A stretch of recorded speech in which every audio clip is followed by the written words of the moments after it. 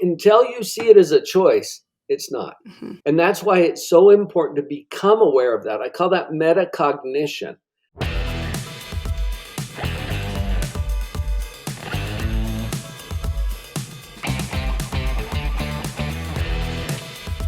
We want something better, right?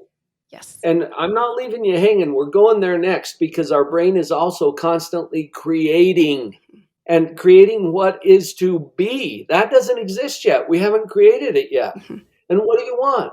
Something better or something worse than what you've already got. Which one do you want? Well, my view is we're always going to choose something. We might not be conscious of what that choice is. Right. And becoming aware and conscious of that. Look, until you see it as a choice, it's not. Mm-hmm. And that's why it's so important to become aware of that. I call that metacognition, which is thinking about thinking.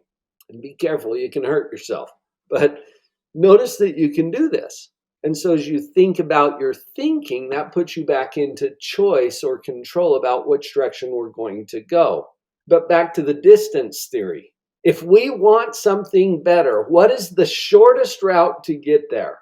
Is it starting from this is good or starting from this sucks? This is good. Yes. And it changes the energy. Energy precedes outcome. That is so important to remember.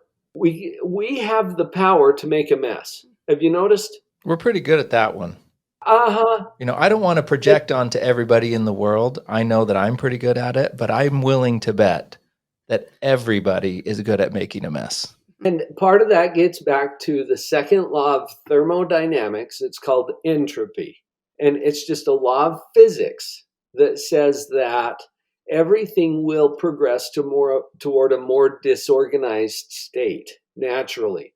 What that means is it's always easier to make a mess than it is to make a masterpiece. Always. It's a law of the universe. Get used to it. But the fact that we can make a mess is really good news. Because if we can make a mess, we can make a masterpiece. That's good news. So, well, we can make, period. Is that what you're saying? We can make, period? We can make. Create. That is really good news. Now, what are we going to make?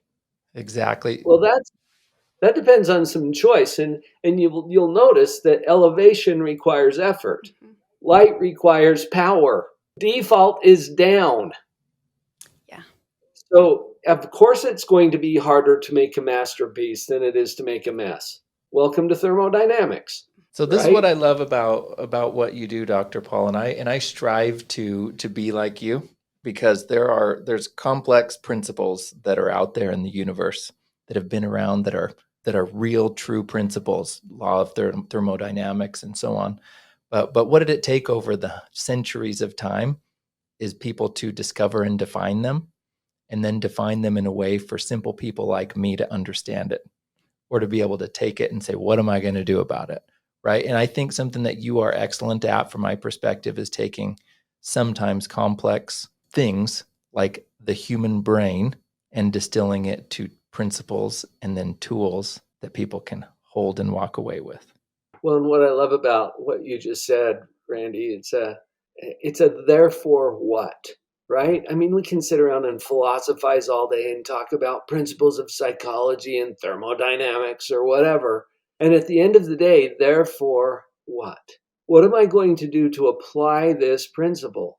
And gratitude is the most practical, fastest, most efficient way to get to a positive evaluation of what it is.